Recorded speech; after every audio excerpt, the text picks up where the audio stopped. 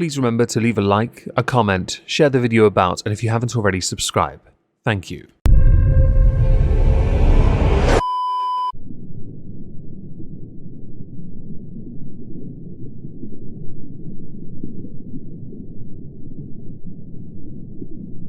Well, isn't this just fantastic? Captain's Log, Subdates 230130.8. We're going to have a special team infiltrate this rather peculiar kingdom as something feels off. Now while I wait for valuable intel, I'm going to have the first of many meetings with these rather shit-looking spoons. Hello everyone, welcome back to another video. It would be This Week at Twitter on a Monday, which is quite strange to do this year, but so far we've done it on every Monday. I'm going to do instead a response video because I found two videos that cracked me up to no end. The first comes from Libs of TikTok, who tweeted, "Professors are teaching students that the term American citizen is a racialized term and associated with whiteness because America was built on white supremacy." Now this on the face of it intrigues me. First of all, academia going to shit, what a surprise. But also it's the idea that a word cannot be redefined, because it has been, many others have been in fact over the years. Some so that only certain groups can say them, others so that the original meaning is lost. For example, the word literally is literally used inappropriately, incorrectly, literally all the time. But let's see what this idealist young person has to say.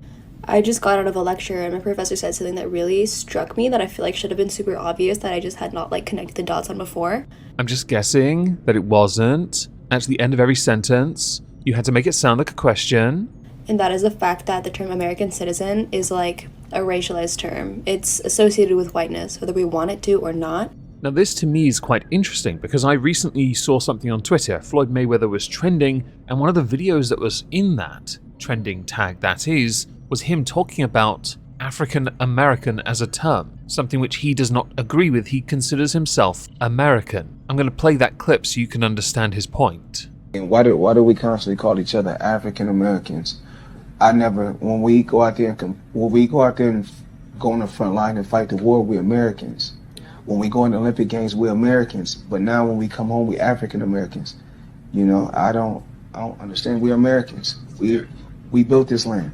A key point Floyd was making there was that when people are being celebrated, they're American. But when they're not, they're African American. This is something that needs to be unlearned. You are all, to me, American. Your president says he's Irish American. To me, no, you're just American. He may walk like a drunk, but you know damn well he can't, much like many Irish, handle a single drop of alcohol, but in his case it's because it would compromise the medication that's keeping him alive. So when someone like Floyd Mayweather says that he is American, he's one of the greatest boxers of all time, that cannot be refuted. And he highlights the issue of when one is being championed and when one isn't, to then hear professors say, but American is, to be American anyway, is racialized. I mean, it is, the moment someone puts African in front of it. But that is often another issue that others raise when they then say it's wrong to say American because then you have to devolve it to race. But then by devolving it to race, you are actually potentially denigrating people further, rather than treating everyone as an equal by saying you're American.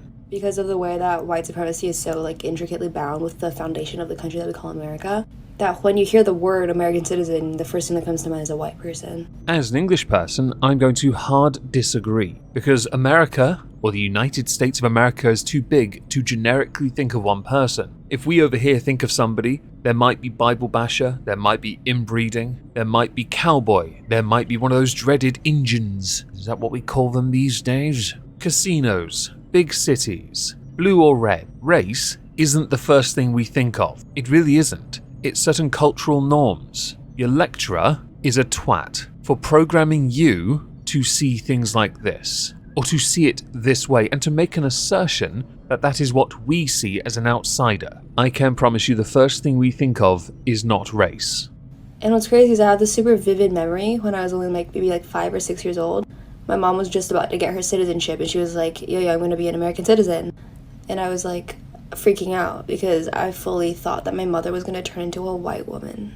How tragic is your upbringing that the first thing you think is the white devil? That's a damning statement of your childhood. The culture, the toxic and poisonous culture that you grew up in, the one that you go to college for. That toxicity breeds further toxicity. It doesn't cancel each other out. There's no two negatives here making a positive. This is all negative, and it will only end with you further poisoning anything you touch, because you yourself have been corrupted, and not in a good fun way like Papa Nurgle does. No, in a way that even Papa Nurgle has to go, sod off, go to Tzeentch. Congratulations to your mother, by the way, for becoming an American citizen, something which I have no doubt she was very proud to do, which you, by extension of what you are now talking about, are trying to in your own little way, because you've been indoctrinated like a good little fascist, are doing everything within your power to shit on. And obviously she didn't, but it's just crazy to me how at such a young age I already was conditioned to think that American citizen meant white by default. That's not the point many of us take away from that. The point we take away is you thought someone being white was bad. That is called discrimination. At an early age, you showed signs of it. And rather than seek to try and treat people equally, you sought to treat people as villains. I know there's a bit of a trope with white men, especially the English, making fantastic villains in movies. I get it. We're just more sophisticated, and we produced Alan Rickman, so you can all sod off. But if you are taught at a young age to see someone by the colour of their skin as inherently bad or flawed, rather than seeking to look beyond that, then you, by definition, suffer from something called racism. Now, I know racism is not what you associate with the dreaded white person. Sorry, white. And some champion it as reverse racism, which isn't real. It's mythical, like unicorns and Brussels sprouts that taste yummy. But no, to the rest of those with IQs over 1, it is racism. Simple as that. Now that was the first video. I have a second. This is somebody who's being a bit gobby. So let's see what's wrong with them today, shall we? TX Deplorable tweeted, "Ma'am, can you please put your phone away? Stop harassing me, you racist." Right. Your boy Pat retweeted this with, "All I see is an arrogant black woman that is so desperate for attention and trying to be a victim of her own doing." This, on the face of it, I have no doubt is going to be absolutely scrumptious. Place it all the way under the seat in front of you. Flying. Larger carry-on luggage raising over. Flying not working today. If you have small Vacation handheld time. devices, such as cell phones, tablets, and smartwatches, please switch them. You recorded me, but you jumped in my video, so I caught you because you jumped in my video.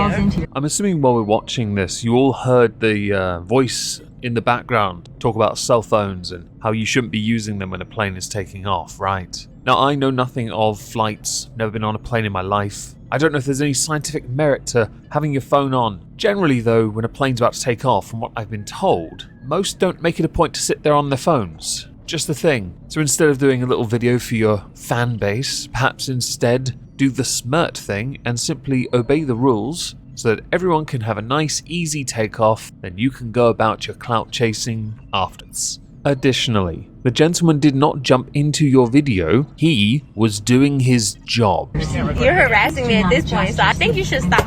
I think you should stop. I think you should stop. You see him, right? Y'all see him, right? Y'all see him, right? Okay. Yeah, I'm sure they're all saying, "You go, girl!" and not what we all heard, rabble, rabble, rabble, rabble, rabble, rabble, rabble, rabble, rabble. Harassment is where someone makes a concerted effort to single you out, targets you for shermination. The gentleman is not doing that, though, is he? No, he is ensuring everyone is ready for takeoff or landing. You know this, but apparently you think you're better than this. Okay, but I'm sorry, it's not me. Talk to him. No, don't talk to me like that. I'm an adult. Do not talk to me like that. There are many I've seen of videos going around where people have spoken to those that work on the planes with this level of contempt and respect, or lack thereof. They invariably get yeeted, banned from the airline. They try to paint it a certain way because they'll then use buzzwords to then blame the airline and those that work for them not obeying the rules. You may say you're making a video for yourself, but in reality that's not what you're making a video for. You might have some that agree with you, but the policy of the airline is what takes priority over your feelings. A somewhat novel concept, I know, but one that you should, at the very least, adhere to. They are, after all, in charge of your safety while you're in the air. Do not talk to me like that. Tell him to stop. If you do not know what's going on, do not yell at me. You can stop recording. No, I'm not going to start recording because I was making a video to myself. I'm not entirely sure what airlines' rules are when it comes to making videos on their property. I generally like to respect the rules of other people's spaces. You may say you're making a video for yourself, but let's face it here, If they've asked you to do something, in the context of you traveling, I'm inclined to lean in favor of the airline. I'm going to not start recording. And this video will show what you're doing, so I would appreciate. All your video shows is a voice in the background quite clearly say over speakers not to play with your phones, I assume because ascending or descending. You being asked to stop recording and you saying no because you didn't like the tone of the person who delivered it. It's not what you said, but how you said it. How gauche. And then when you are again asked to, you say no because I'm going to use this against you, which has monumentally backfired all over social media because where this has been shown, you've looked like an absolute twat. Why? Because in the video that you still think you're in the right about, you're the one being a dick. Who the f are you talking to, man? Thank you. Like, no. How dare a colleague step in to assist? Again, they're in the right. You may not like that, and I know the customer is always the right. But as is often the case, and everyone knows this, in every form of retail that ever existed ever, the customer is always wrong. Always. Even when they're right, they are wrong. Don't argue with this, it is logic. They're wrong. They always are. Now, originally the video was 1 minute 54. What I noticed was the video looped back and played the same for a second time. I don't want you to suffer that. I just want you to see an idiot being an entitled idiot. Because that makes this more enjoyable for me, and of course for you by extension. I've often found over the years response videos to be more enjoyable to make. If you do enjoy these kind of videos, do smash the likes, leave comments, I really appreciate it.